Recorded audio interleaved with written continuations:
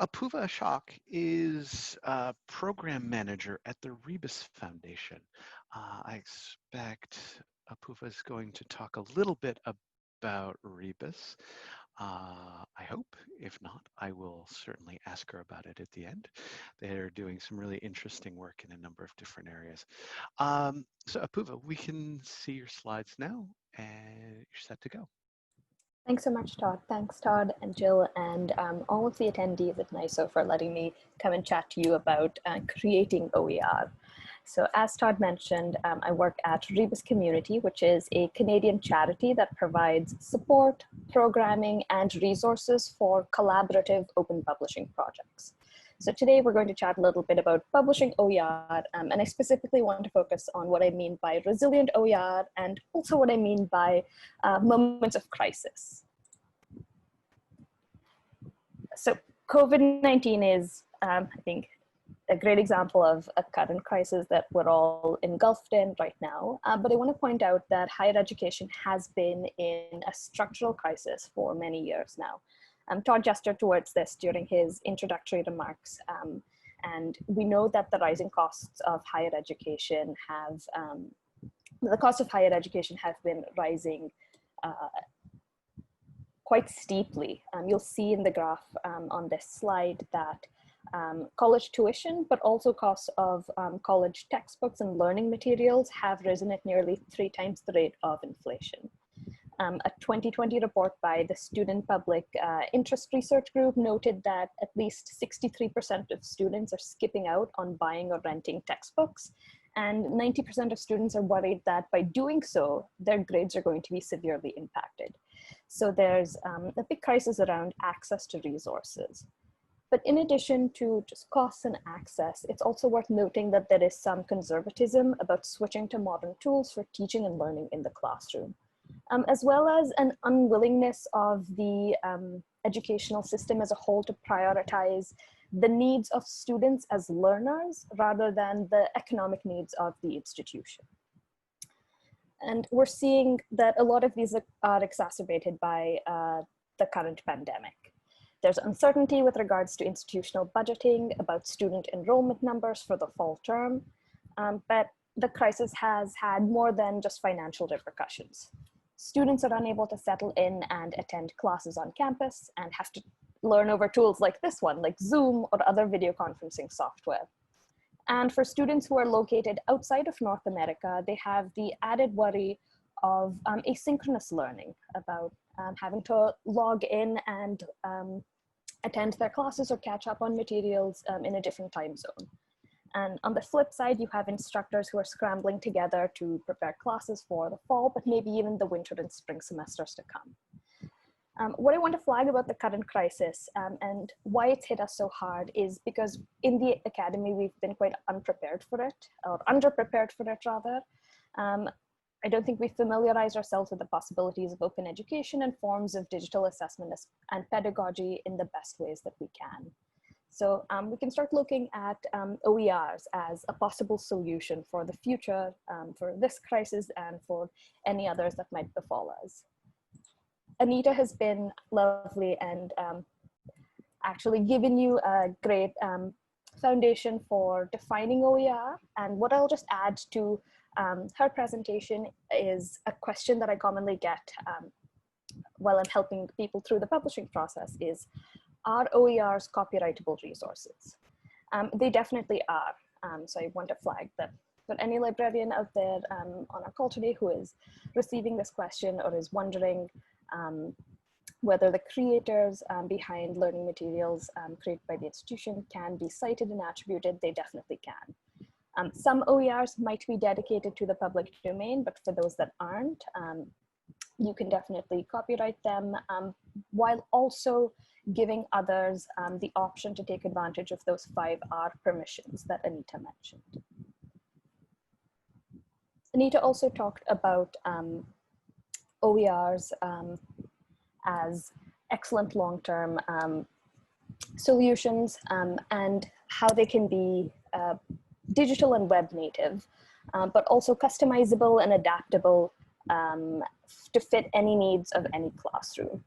I also want to highlight that OERs are free and accessible regardless of where students are located, and that's what makes them a great option to work with students' preferred methods for reading and learning.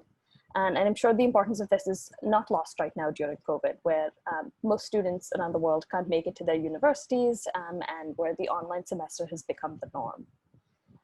I think in order for OERs to become a long-term solution, we need to think of them as more than just learning materials. We need to make sure that they are supported by a collaborative community of users around them. OERs are yet to achieve that mainstream success that we see in academia and higher education. So there's a lot that we need to do from the institutional side to improve the perception of OERs as legitimate and high quality resources that are just as good as those being put out by commercial publishers. We need to invest in open resources, open tools and platforms, and also value and reward creators that are putting into place putting time and effort into creating these resources. We also need to think beyond just OER creation and adoption, but also about putting into place frameworks to support the upkeep and maintenance of these resources over the longer term. And what I'm hoping that we can sort of look towards is a world where OERs are just as commonplace as journal articles or monographs are in the academia. And I want to clarify, when I talk about OERs, I don't just mean textbooks. Anita did a great job of showcasing the variety and wide range of OERs and the different forms that they can take. And on this slide, I just have a few examples of going clockwise from the top left, an open textbook series, slide decks for a psychology course, guides for instructors, images, science visualizations, interactive quizzes using an open tool called H5P, as well as video and audio files. So when you're thinking about creating OERs, you don't necessarily need to think about writing a textbook alone, or even a text-based solution. The key here is to figure out which of these formats is going to be most appropriate for you, innovative for you, and long-standing given your needs. And this could be a large anthology, but it could also be as simple as creating a set of multiple choice questions or a quiz for a course that you might be teaching.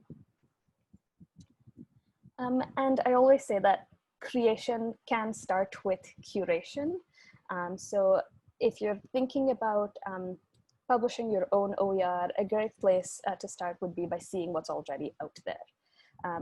These are some of the tools that Anita has also mentioned, so I would definitely encourage you to take a look not only at the repositories on this slide, but also reach out to your local librarian to find out whether there is an OER that either meets your needs or meets some of your needs and that can be expanded and remixed to customize, to fit to your particular context and classroom. So as I said, if you aren't able to exactly discover the perfect OER for your need, you can remix or you can create your own. And I think that creating OER is something that any of us can do. The caveat is we can do it with the right support. I noticed Larry and Kelly had mentioned in the chat that one of the big challenges with OER is about training and time for some of these resources. And in addition to that, a lot of the questions that I've heard around creating OERs are, where do I start? Who do I need to work with? What does a good OER really look like? How can I ensure its quality for other instructors to adopt and use, but also for learners to make the most out of this material? These concerns really remind us that OER creation involves more than just coming up with appropriate and innovative content. And for some of you who may be hearing the words publishing, you're probably thinking about writing, editing, and reviewing, which are the most visible parts of the publishing process. But in fact, there's a lot of invisible labor that goes into getting resources out into the world. These could be something as simple as goal setting and project scoping or project management, all the way to layout, marketing, creating metadata, submitting OER to repositories to ensure their discoverability. And it's precisely why it's important to have access to professionals or a community who can serve as a sounding board and offer advice as these situations demand. It's very fulfilling, and I've seen a lot of these relationships at my time at Rebus. And this bit of guidance and support can really help you push an OER project from just an idea to completion. Oftentimes, working with a group of people around your OER can be the difference between creating a resource that works just for you and for your needs versus one that's ready for widespread adoption by anyone located anywhere in the world. With this thought, I just wanted to take some time to talk about publishing in general and the approach that the Rebus community has taken over the past few years. So the Rebus community has worked hands-on with roughly 30 projects. I think that number is actually a bit higher now. It's around 50 projects to understand what makes educational projects unique and open publishing unique. So what we've done is we've actually documented our workflows and findings in the form of an openly published guide, the Rebus Guide to Publishing Open Textbooks so far. And our first findings is that creators often need more guidance and support than they might initially realize. But we've also learned that publishing is a lot more than just creating books or just creating materials. Publishing and creation of OER is integrally tied to creating a stable global community with a long-term vision around it. Apart from this, another notable thing that we've done is try to divvy up the publishing process into manageable stages that you see listed out here. We're thinking about how processes like peer review can be updated in order to better support the communities creating OER. We're thinking about how students and potential learners can be involved as collaborators in this process. And we're also thinking about how we can think of making sure that standards for accessibility and inclusive design are embedded throughout the production process of OERs. In the interest of time, I'm not going to go into the individual stages right now, but I'm always happy to field questions about these if you have them.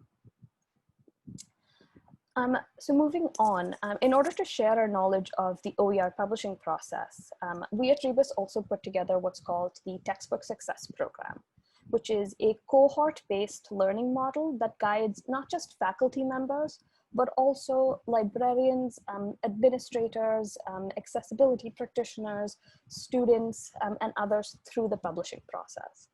And the goal behind the Textbook Success Program is to connect different stakeholders on campus and really empower them with the skills and resources that they need to effectively publish OER.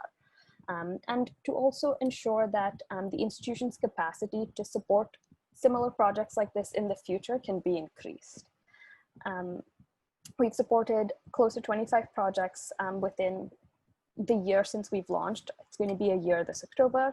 And we've had around 75 people participating in different teams, applying the knowledge from the guide and from the experiences that they're sharing with one another to their projects.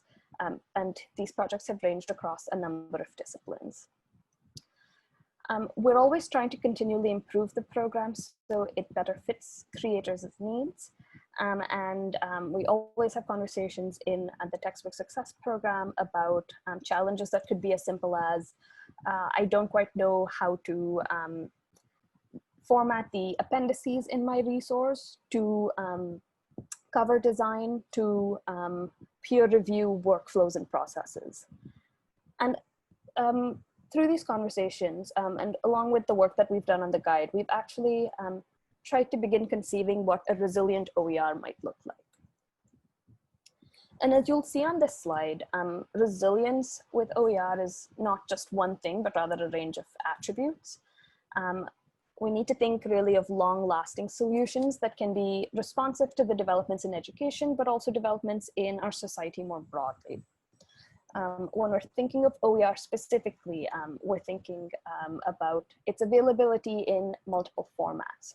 Not just web or digital based, but also maybe physical copies for those who might not have stable internet connections or who may have learning disabilities that require them to work with a physical textbook or physical learning material.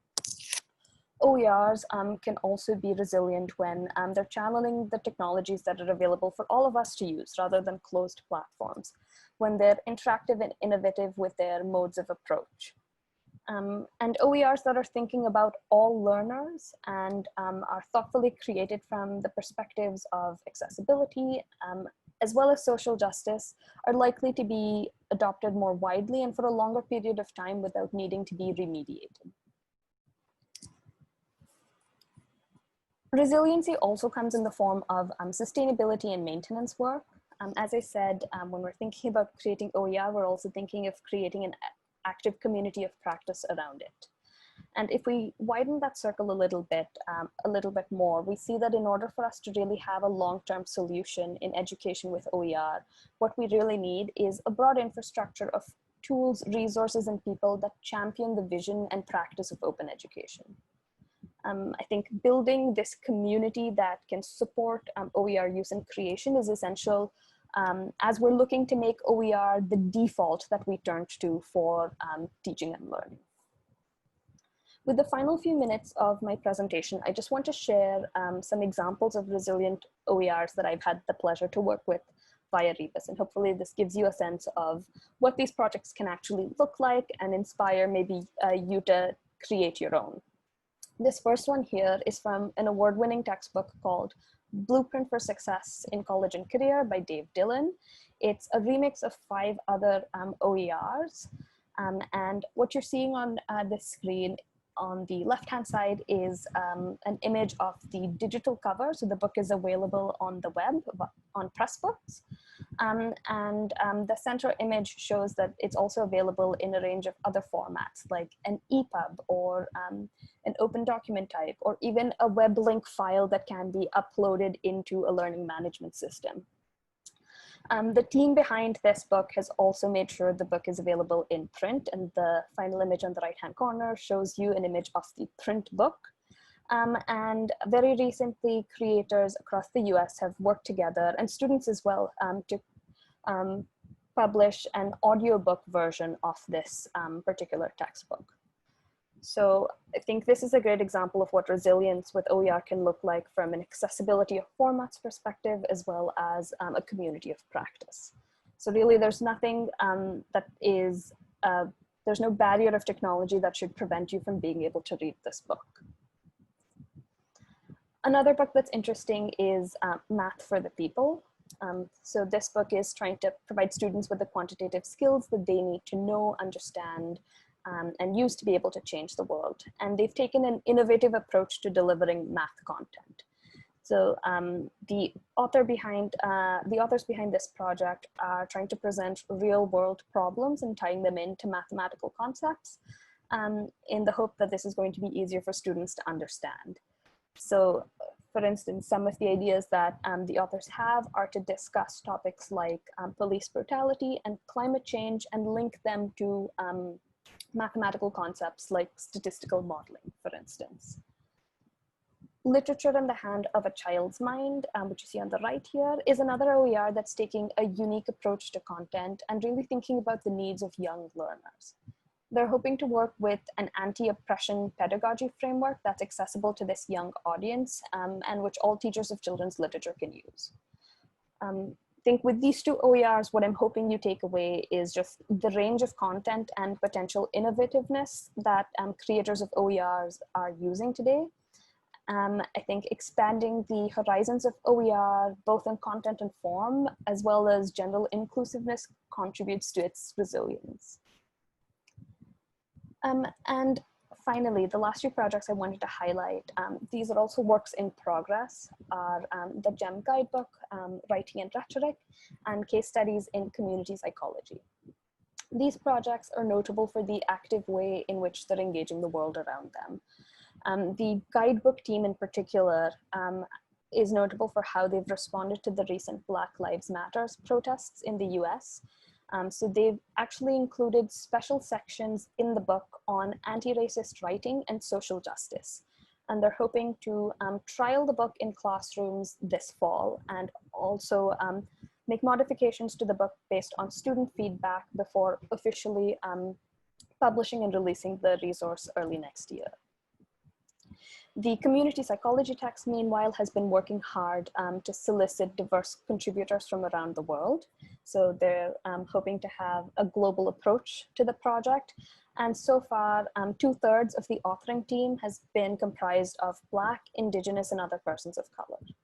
And their work really shows how OER can and should be diverse in not only content, but also in terms of the people who are working together to create them. What I want to flag with these two resources is really the point that Anita made during her presentation, which is the flexibility of OERs, but also the open publishing model to really adapt the work so it can be responsive to social and political developments in our community. This responsiveness is one of the most important aspects of OER because we can continually make and remake texts with relative ease compared to traditional models of scholarly publishing. So in conclusion, I'm hoping that you'll take away from this conversation that OERs are more than just textbooks, that they're a whole range of both large and small learning materials, that there are many avenues that exist to discover pre-existing OER that you can build off of. And for you to actually make your own is quite straightforward with the right team. So by collaborating with fellows on campus or around the world, you can take advantage of the flexible nature of open publishing to create your own resources. I think ultimately with the right tools, the right content and people, we can start forming the basis of a more resilient ecosystem that is centered on open education and where open educational resources are the default. I've included in the slide a few set of resources that you could turn to if you were interested in diving into OER creation or learning about other open education strategies more broadly. And I will pause to see if there are any questions from anyone in the audience. Great, thanks, Apurva. First of all, there was a question, a very quick question, and I answered it in the chat about a link. That link was included in one of your slides. I put the URL as an answer to that question, but we were also posting the slides, so you'll have that link later, as well as all the additional resources that you had. Okay. One of the things you talked about, and this is a kind of interesting question, with your vision of OERs as being more than just textbooks, right? More interactive resources. And this notion, which I also like a lot, about the sustainability of these resources. As we're talking about more complicated resources, more interactive resources, how do you suggest organizations deal with the sustainability, the technical sustainability of those projects? So if you're developing a kind of more robust digital resource, that requires a little bit more care and feeding than a traditional, a traditional EPUB, for example. Definitely. I think it's worth institutions looking into the different range of tools that might exist. And it's not just about selecting the right platform or tool for it, whether it's a virtual dog or cat or cow or whatever else that instructors are hoping to use, but it's also going to be very critical for institutions to create connections between the technologist who might be working on getting that tool up and running, the faculty member who is working on using that particular tool in the classroom, as well as an instructional designer who can really focus on the pedagogical impact of that particular tool. What if someone is located in a rural town that doesn't have access to either a device or a standard internet connection? Is there a way that this interactive learning material can be modified slightly to still be accessible to this particular student? So I think it's really about working together rather than trying to pose this challenge to just the faculty member or just the technologist or just the instructional designer and ask them to propose a solution. Good. Another question came in about the projects that you've been working on. You said you'd done something like 20 or 30 projects.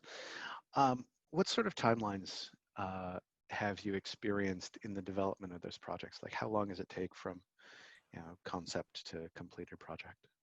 That's a great question. It's variable. I've seen projects that have taken just a few months to go all the way from idea to written text and formatted. Typically, I'd say projects take around a year or so if it's a textbook. Ancillary materials like slide decks or quiz question banks might not take as long, might take only 3 to 4 months. And it all boils down to the scope of the project. Is it a multi-phase project? Are they just hoping to create one resource? Are they hoping to create a range of connected resources? And also, how many people are involved? Can the workload be split up across others? Are they creating materials from scratch, or are they remixing materials, which might not take as much time as sort of doing the research to write, draft, and edit? So it could be as little as a few months, but could stretch to a year or maybe even a few years, like that Introduction to Philosophy series that I've seen.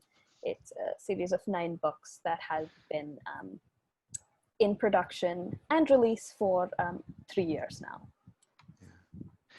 And no criticism of the philosophers for being incapable of decision making. No, they envisioned 1 book and they decided to publish a series of 9. So Yes. more OER for us. Yes, excellent. And I'll note that if there's any other questions, folks are welcome to contact me or get in touch with us at Rebus. Yes, and thank you so much. And for those of you not familiar with Rebus, I strongly suggest you take a look at some of their work. They're doing some amazing things. So thank you so much.